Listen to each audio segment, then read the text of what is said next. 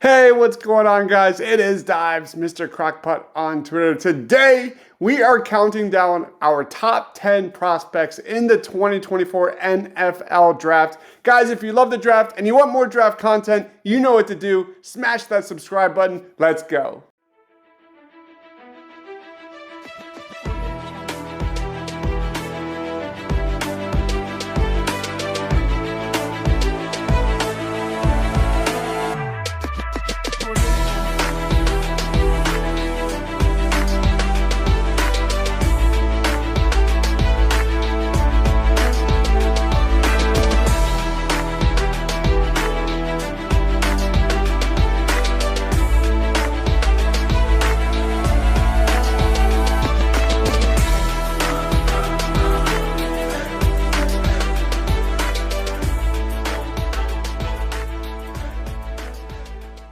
We can lock this one in.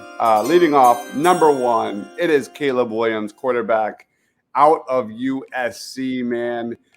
This dude, I remember just gushing about this guy throughout the throughout the last college football season, man. I think he's got the potential to join the likes of Trevor Lawrence, Joe Burrow as one of the best quarterback prospects we have ever seen. And I don't say that lightly, man. Like when you're almost comparing a guy to Patrick Mahomes, who could be one of the best quarterbacks, if not the best quarterback ever. This gets crazy, man.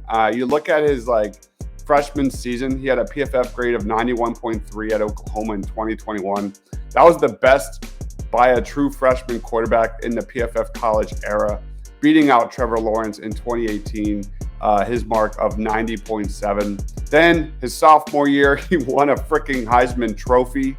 But really, the nuts and bolts of Caleb Williams is his ability to just be pure magic out of structure. He led all quarterbacks in passing yards, touchdowns, and big-time throws, 707, 7, and 10 in 2022 outside of structure. That is what Caleb Williams does, and he's incredible, man. His mix of strength and elasticity and defying physics and creating something out of nothing is unbelievable. You can't even grade it. It's really truly magical. He would have been the number one pick in this year's draft. He will be the number one pick in next year's draft. Make no mistake.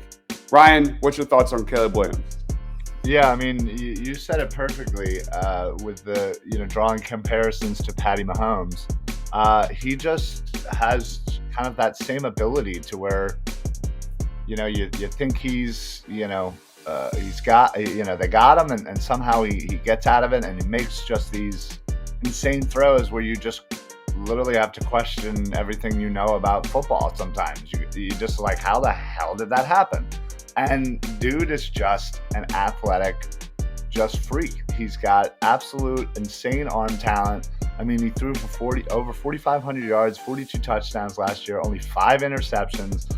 Obviously, as you said, with the Heisman last year, only looking to build on that.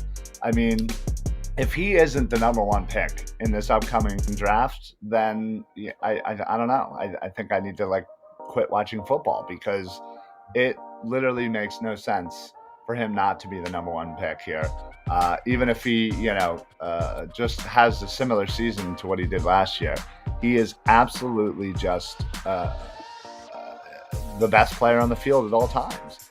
He is, no surprise, Marvin Harrison Jr., one of the best wide receiver prospects I have seen since Calvin Johnson back in 2007. 6'4", 205 pounds, makes separating look easy.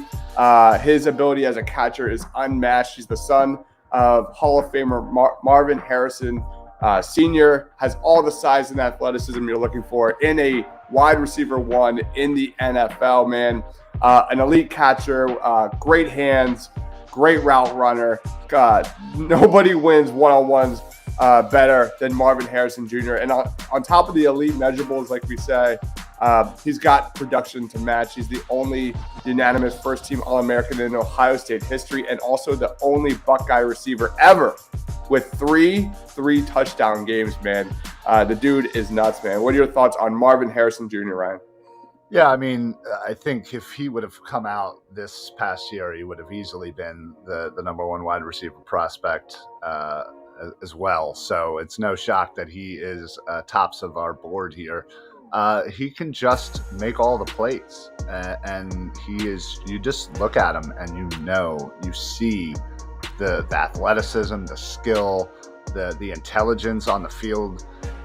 Obviously, the apple didn't fall too far from the tree there. So, yeah, I can't wait for him to get into the NFL. He is going to be exciting.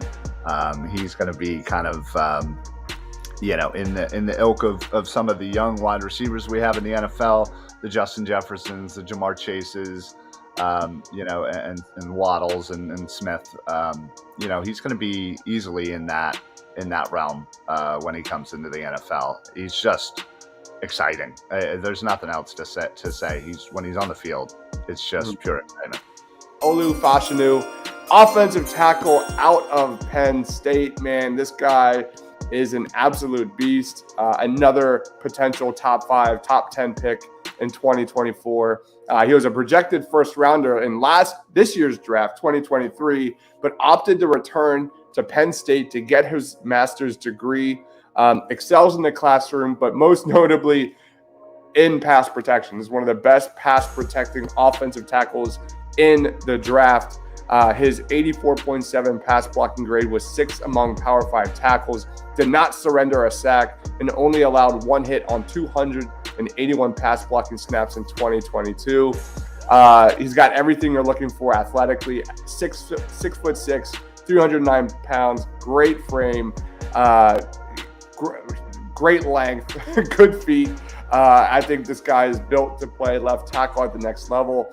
He is my offensive tackle number 1 in this class, just a little bit ahead of Joe Alt, who I think both of those guys have top 10 potential in 2024. But what are your thoughts on Olu Fashanu? Yeah, he's definitely my number 1 offensive tackle this year. And there's a few, as you said, you mentioned Alt. There's also Latham from Alabama. So there's definitely some competition up there, but he definitely is the clear number 1 in my eyes. He just is, to me, the perfect size, 6'6", like he's about 320, and he's super athletic, mobile, flexible. He absolutely, can match up against some, very athletic pass rushers. Everything that I've ever, anything I've ever read about him, they always mention his hands, and they say, whenever you get the moniker violent hands, that's a good sign for an offensive lineman. Yeah. And he, boy, does he have it. And yeah, he is absolutely the centerpiece on that offensive line for Penn State. And again, I just easily think the transition to the NFL at left tackle is going to be an easy one for him. Should it be an easy top 10 pick for a team that clearly needs, a corner piece on the offensive line here. Number 1 in the SEC, he is Brock Bowers, man. This is a guy who's got rapid accelerative capacity, physicality, contact balance in the open field, man. A guy who dominates in open space. He averaged 15 yards per reception and also added 109 rushing yards and 3 touchdowns on the ground. Let me get my graphic on Brock Bowers up. There he is. This dude caught 7 passes for 152 yards in the national championship game against TCU. 6'4", 230 pounds, explosive athleticism. This guy has a knack for finding soft spots in the open field. There's been a lot of talk about Kyle Pitts and how he compares. I don't know if you guys watched any of my draft shows in the past. Kyle Pitts is one of the best tight end prospects I have ever seen. So that is a huge compliment. You got to talk about, Stetson Bennett, Todd Monken being gone from Georgia this year. So can Bowers adjust? I think he can. I think he's going to have a monster season in 2023. and cement himself as a top 5 pick. I'll throw it to you, Ryan. Thoughts on Brock Bowers? Yeah, I mean, Kyle Pitts, I'm glad you brought him up, was definitely one of the better tight end prospects that I think people have seen in many, many years. And the fact that people are not only comparing him to Pitts, but also some have him higher than Pitts. And it's simply just because he just has his route running ability is honestly is amazing for for what he's done so far in college. He's totaled up over 1,800 yards and 20 touchdowns in his first 2 seasons. He is a mismatch nightmare, and yeah, he really is on a collision course for a top 5 pick at this point. I think whoever is going to get him is going to get an amazing prospect, and like I said, one of the better prospects in tight end that we've seen in quite some time. His name is Joe Alt, offensive tackle. He is an absolute beast. Joe Alt, he led all tackles in the country last year in PFF overall grade and run blocking grade. He was 6th among Power 5 tackles in pressure rate allowed at 2.1%. This is one of the best offensive tackle prospects since Penei Sewell. He's right up there with Olu Fashanu of Penn State. 1A, 1B, I think, of the tackle class. Unlike last year, I think these are bona fide superstars that I think should be top 5 prospects. He's 6'8", 315 pounds. He has a 7 foot plus wingspan. He was a former tight end. Who does that sound like? Jason Peters. Yeah. The dude is just an unbelievable athlete who can move, nimble with his feet, great strength. I think this guy, all signs point to this guy being the next superstar in the NFL. He's that good. Any thoughts on Joel? Yeah, no, you said it perfectly. Kind of 1A, 1B with Fashanu from Penn State, as we talked about him earlier in our series here. Alt is a big dude. He's got explosive quickness off the snap. Great in pass protection, and he's a really great run blocker as well. He's very fluid, whilst in pass protection, and he's constantly getting to that second level. And just absolutely demolishing guys in that second level. He's a great finisher. He's definitely, you look at the class that we just had, and there were, some good prospects here, but not like the two that we just, Alt and Fashanu. So I think, time comes to, the end of the season here, they're going to be talked about as the bookend corner pieces for a franchise coming up, for a team that needs to get some identity on their offensive line, and Alt is the guy to do it. Honestly, him and Fashanu are clearly the top offensive line prospects in this draft, and I'm really excited to kind of see how he continues to expand on what was already a great year last year. Number one, this is controversial. This could be debatable, but I'm going to go Drake May, quarterback out of UNC. Here is his quick scouting report. You look at Caleb Williams excelling outside of the pocket in 2022. Drake May is just as good. You look at this guy, he's sneaky athletic. He had 899 rushing yards last year. That was 3rd among all FBS signal callers. He's also great at getting the ball deep downfield. He had a PFF grade of 97.5 on deep passes. He had 45 big-time throws. Each led all quarterbacks in the country. 6'4", 220 pounds. So he has that prototypical mold and athleticism you're looking for a true star quarterback at the next level. Really quick, easy release. Expectations are sky high for Drake May this season, man. This guy is coming off of 4 straight losses in 4 straight games to end 2022, including an ACC championship game loss to Clemson. He needs to learn how to adjust to the blitz. in those final 6 games last year, teams blitzed him 36% of the time compared to 30% in the first 8 games. And UNC went from averaging over 41 points a game in the first 8 games to just 24 points per game in the last 6. The offensive line gave up 40 sacks, which was 102nd in the nation.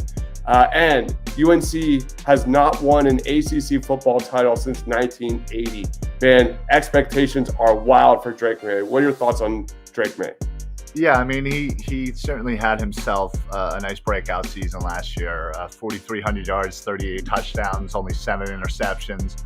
Almost ran for 700 yards and another 7. So, he's obviously putting up stats. He's got great size, 6'5", about 215, 220. And when you look at him, you look at his throws, it seems effortless. And he's just smooth, and he can just make those passes and make them look easy. You're right. He does certainly need to, improve kind of the reading of the defenses and blitzes and kind of make those quicker decisions. But, again, I think another year under his belt at UNC, I think that's something that he can easily improve upon, coming up in this upcoming season for UNC. And you're right, expectations are through the roof. And, you had said it might be a little controversial, but, I've been hearing a lot of, Williams May talk at, this point, towards the draft in April. That line could be pretty blurry and it could go either way, depending on how the season goes. So I wouldn't be surprised if that gap is a little bit closer towards the draft. So, this is an easy, right now he's an easy number 2 quarterback in the nation. And I think he definitely continues to be in the top 3 of the quarterbacks heading into the draft for sure. And who knows, may supplant, Caleb. So keep your eye on May, and this is going to be something to watch as they kind of battle it out for the nation's top quarterback. Jared Verse, edge rusher out of Florida State. Jared Verse, man, what an absolute beast. He's a guy that went from like under the radar as a transfer from Albany to a projected first-round pick. His climb has been freaking outrageous. I think had he declared this past year, he probably would have gone in the first round. I was a little bit shocked when he returned to school, but I'm going to get to why. This is a guy who logged 9 sacks and 17 tackles for loss in 2022. This guy has it all: burst, length, power, bend, quick and active hands. He returns to a completely loaded defensive line at Florida State, and I can't undersell that. They are really strong on the defensive side. That includes ACC Defensive Rookie of the Year Patrick Payton, Fabian Lovett. He returns as well. Really good defensive tackle. They also have really good transfers in Braden Fisk and another 4-star transfer edge defender in Gilbert Edmond. And I think, Jared Verse needs to kind of continue to just season his pass rush move set. And I think if he does that, he's got potential top 10 pick potential. And you look at, Clemson's defense, and we're going to be talking about a lot of those guys in the next, 30 minutes. But, FSU's defense is right there, led by Jared Verse. What are your thoughts on Jared Verse? Yeah, I remember last year when, we were kind of doing, stuff for the draft and mock drafts and this, that, and the other. Verse right there was easily a top, a first round pick for us. And everything that we had talked about. And, he kind of, you're right, he kind of came out of nowhere, coming from Alabama, but he had Albany, I'm sorry, had a very productive first year at FSU. And I think if he kind of continues on that, has a similar season to what he did last year, I don't doubt he'll be the first edge rusher off the board this year. He seems, has all the skill set. As you said, he has got quick hands, his speed, he has good bend. all the things that you really want in an edge rusher. And you just hope that he can kind of continue that rise that, coming from Albany to a no name to FSU and getting into the spotlight. So if he continues that, easy first edge rusher off the board, in my opinion. And I think FSU's defense is going to be something that kind of sneaks up on you and be pretty productive in the ACC this upcoming season.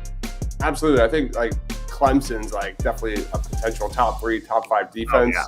But like Florida State, man, I think they could surprise. Yeah, I think they could be a top 10, top 15 defense. JC Latham, offensive tackle out of Alabama. We're going to be talking about a lot of Alabama over the next several minutes here.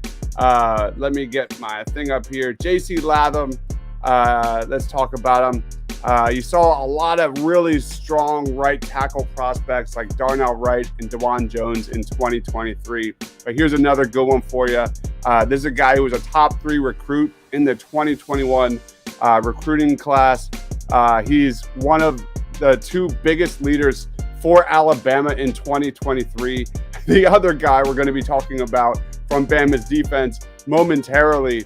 But Latham's athleticism and play strength at 6'6", 335 pounds is elite as it gets. He was an elite pass protector at right tackle for Alabama in 2022 as a sophomore, earning an 84.5 pass blocking grade on true pass sets. That was 4th best among all tackles in the country per PFF. On 486 pass blocking snaps, he only allowed 1 hit and did not give up a single sack. He's a former basketball player and moves with the agility and explosiveness that his background suggests. He sinks and bends with ease, has really good flexibility, has no problem with countering multiple moves from defenders. He's moving to left tackle for Alabama in 2023, and he's playing behind a new offensive coordinator in Tommy Rees, as well as a new quarterback who we don't really know who that is yet. So it's going to be a busy spring and summer for JC Latham. But Ryan, what are your thoughts on JC Latham? Yeah, I mean, he just his elite physical tools just kind of jump off the page. I mean, like you said, he's 6'6", 335 pounds. He's very physical. He's kind of he has this explosiveness, with his movements that just doesn't seem natural for a guy his size. He's quite nimble, and he's really just kind of following in the Alabama offensive line, footsteps here, so to speak. They just produce offensive linemen. And yeah, I think when kind of doing research on Latham, I feel like not a lot of people are as high as they should be on this guy. Some people kind of have him a little bit lower on their lists, but when we talked about this, we both had Latham really high. So I'm not sure exactly where the maybe the hate comes from or the undecidedness on his abilities, but I think he's just going to continue the Alabama offensive line dominance. And like I said, he's very physical. He's very explosive. He's quick. There's not much that you can't really love about this guy. Let's drink the Kool-Aid. Let's do it. He is Kool-Aid McKinstry, cornerback out of Alabama, man. This guy's coming off a sophomore campaign that included 18 forced incompletions. That tied for second among all cornerbacks in the country per PFF. He was one of 4 starting SEC corners last year to hold opposing quarterbacks below a 47% completion rate on targeted throws. Let me get my graphic up. There's Kool-Aid. This guy got great size and length, 6'1", 188 pounds, great short area athleticism, good technique, great footwork. He's a technician. He can mirror receivers at every level of the route. He has a length to jar receivers at the catch point. And he's also not just a cornerback. He led all Power 5 players with 332 punt return yards. So he's got that ability to get instant minutes, instant time, playing time on the football field from day one in the NFL. You look at this guy, he's got a lot of physicality to him. that foundation, I think, gives him one of the highest floors in the NFL. And he's tested, man. You look at, you kind of compare the best cornerback last year in Devin Witherspoon to this guy. Devin Witherspoon had 17 credited pass breakups last year on 62 targets in conference play. McKinstry had 16 pass breakups on 80 targets in SEC play. So this guy was more targeted than Devin Witherspoon.